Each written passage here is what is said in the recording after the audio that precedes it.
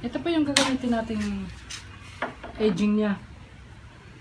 Laminate din siya para match siya dun sa countertop. Tsaka 36 to eh. Dalawang 18 siya. Makapal masyado para dun sa edging na ginagamit na 22 lang. So ito yung gagawin.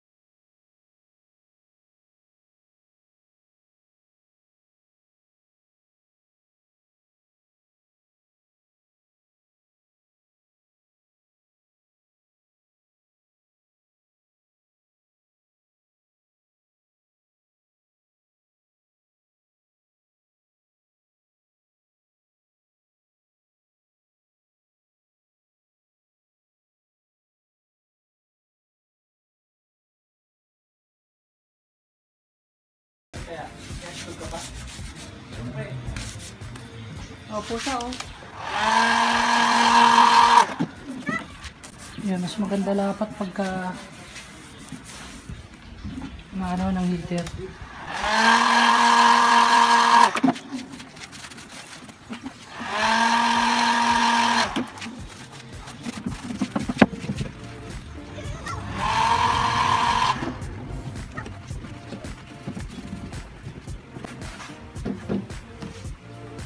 Saber malit lang, dahan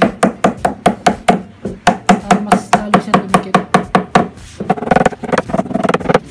Pag sa gilid, lalo na to sa gilid, baka mag-crack. Dahan-dahan lang yung palo para hindi mapunit yung ano.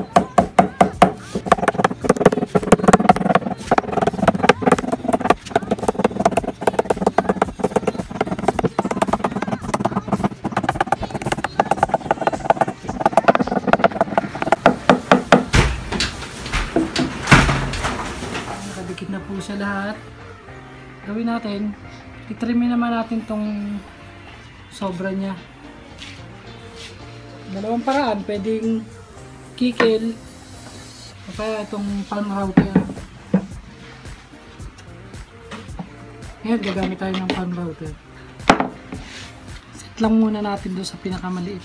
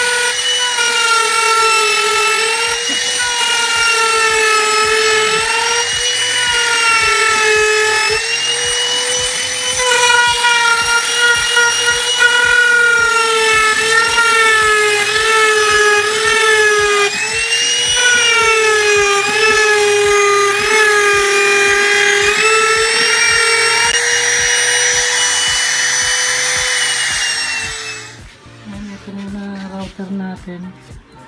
Ngayon, sasandingin naman natin siya kasi hindi naman talaga siya nasasagad ng router. Gamit tayo ng sanding block.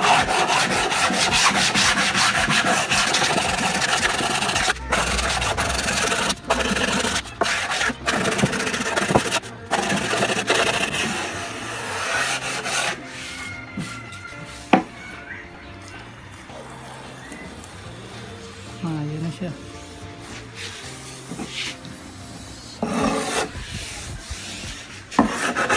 Pag nagliha kayo nito, lapat nyo lang na ganyan. Okay lang naman magasgas to eh. Kasi pag tinaas mong ganun, tumingala to, magkakaroon ng ano yan, magkakaroon ng siwang yung ano. Kaya kailangan pat lang talaga siya.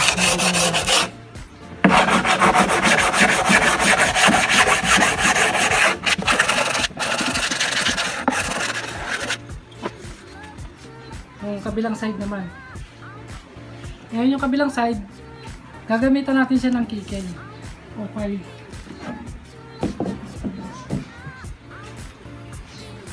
So bago natin kikilin, lagyan muna natin ito ng gatla para mas malambot siyang kikilin.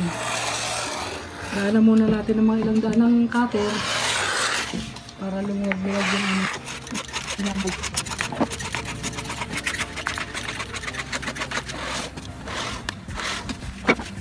Kikilin na natin. Ganon din pagkikil, kailangan lapat pa rin na ganon. Huwag nyo itutumba or ano, kailangan pantay siya sa ganyan. Ito yung file nyo, pantay na ganyan. Pag ginanon mo yan, medyo magkakaroon ng konting ano yan, buka.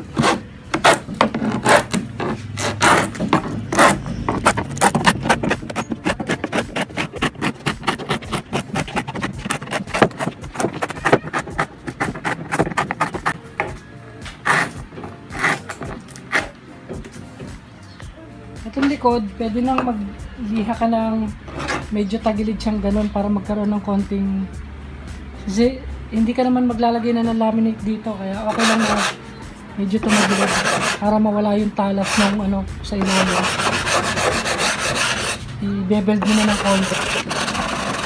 So, baka nakalas, tinawag niyo.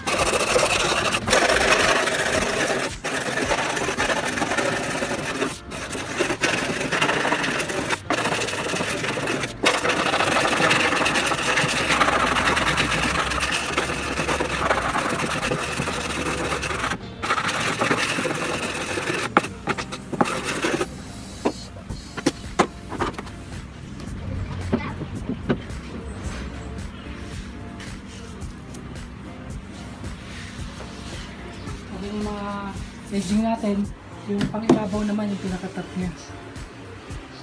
Saka may melamine kasi to, ginagawa ko, gagasgasan muna natin ng cutter para yung adhesive natin, contact cement, mas makapit siya. Wahiwain lang natin itong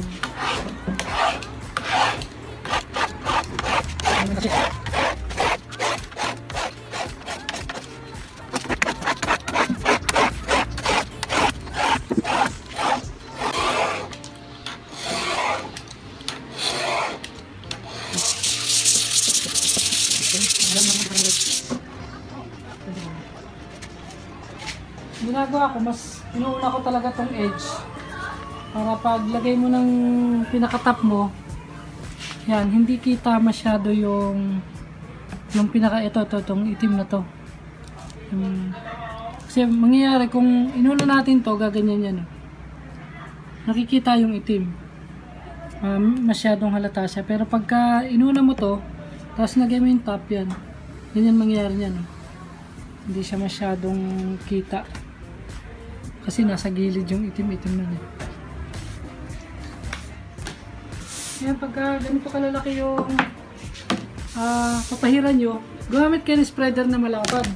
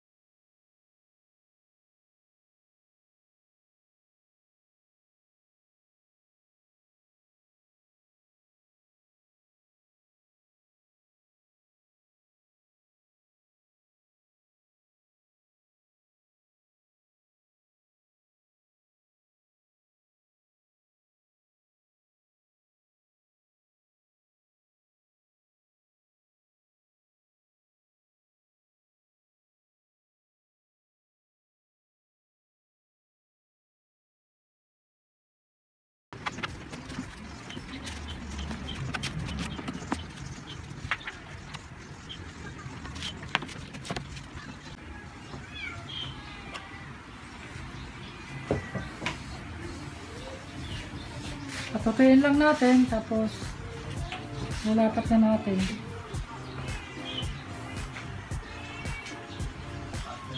Tayo lang tayo ng pagpapatayo. Yun na yung ating contact cement. Pwede na natin yung ilapat.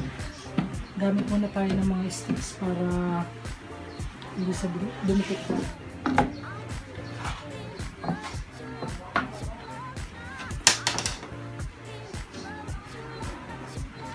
Pag may mga ganito ka, kahit mag-isa ka maglapat, kaya mo yan, hindi ka sisiraan ng laminate. Hanapin mo lang yung sentro niya. Ginagawa ko, yung gitna muna yung inaanuhan ko ng unang lapat. Hindi pa ganun, papalabas. Pag mahaba,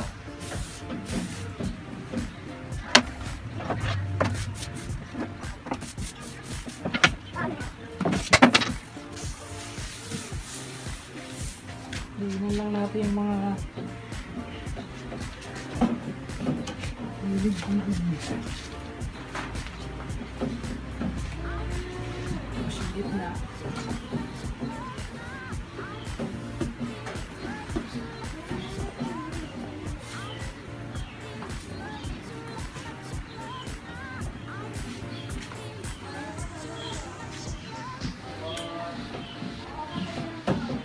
Gagamitin ko dito,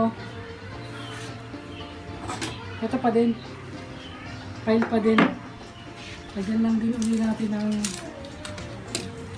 masagilid. Lagyan natin ng gatla.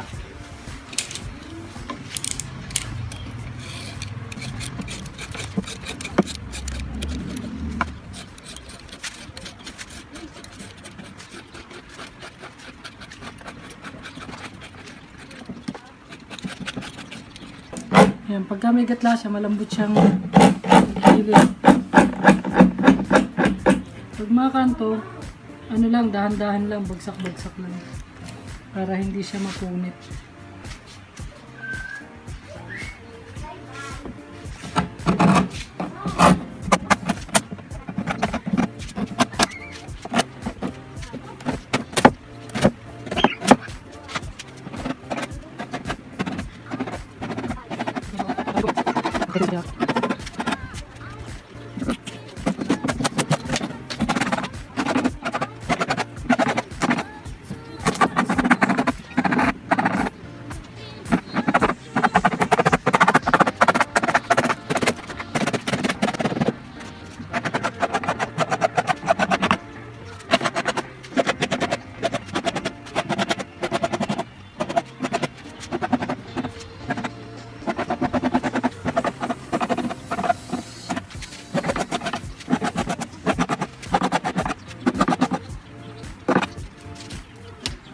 Yan, okay na siya.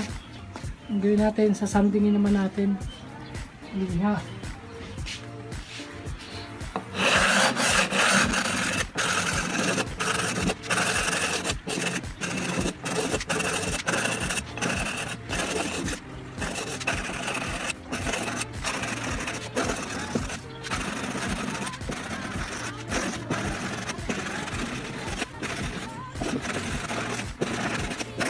Ayun, tapos na yung ating countertop na breakfast nook. May plastic pa siya, hindi ko na siya tinanggal kasi baka ma-damage eh. Doon ko na lang tanggalin pagka ikakabit na. So ayan na yung finish niya. Mukha naman siyang buo pag tinignan mo. Gamit lang natin dyan, ano, mix ng router at saka pile.